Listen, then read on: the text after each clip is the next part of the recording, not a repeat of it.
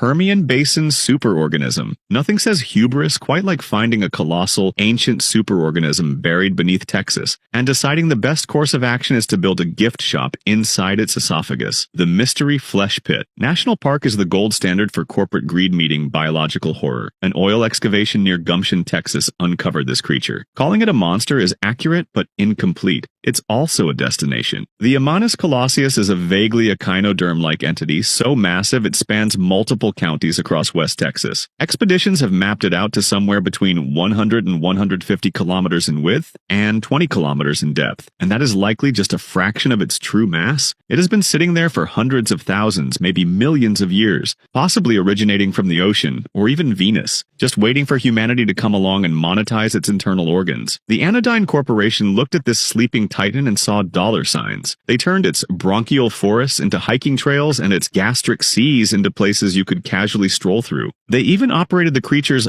ballast pods as hot springs, which by the way contained a potent aphrodisiac, because nothing relaxes the family like bathing in the hormonal secretions of a subterranean god. The ecosystem inside is a nightmare of evolution. You have amorphous shames, which are weasels that gave up on having bones to become parasitic organ blobs, and abyssal copepods that look like 20-foot crustaceans with human hands. Disturbing as all that is, the amalgamations take it further. People trapped inside the pit sometimes fuse together into mismatched masses of limbs. The park knew about this. They even experimented on separating them. But naturally, keeping victims on life support wasn't cost-effective, so they just kind of stopped. It all came crashing down on the 4th of July in 2007. A little rain and an electrical fault caused the superorganism to choke. It swallowed the park structures, and when humanity tried to fight back, the creature vomited. Over 750 people died. It turns out that building a theme park inside a living stomach is a bad idea. Who knew? The moon. The one object you see every night. The moon. In Local 58, it doesn't have tentacles or extra dimensions. It's just wrong. And that's enough to make it terrifying. Forget the moon you learned about in astronomy class. This one is a hazardous entity. Broadcast get hijacked around it. His throne, someone labels it through a camera. Rejoice! Flashes across the screen. When you look at the moon with the naked eye, you die or you change. The broadcast warns you to avoid windows and mirrors, but then an unknown hijacker takes over the signal, claims it's safe to view and tells you to go outside now. In the episode Skywatching, the camera zooms in. The craters aren't craters. There is organic webbed mass like rotting wood or cancerous flesh. There are structures, a city of cylindrical towers and a massive triangular offering pit. It looks like a civilization. The camera pulls back,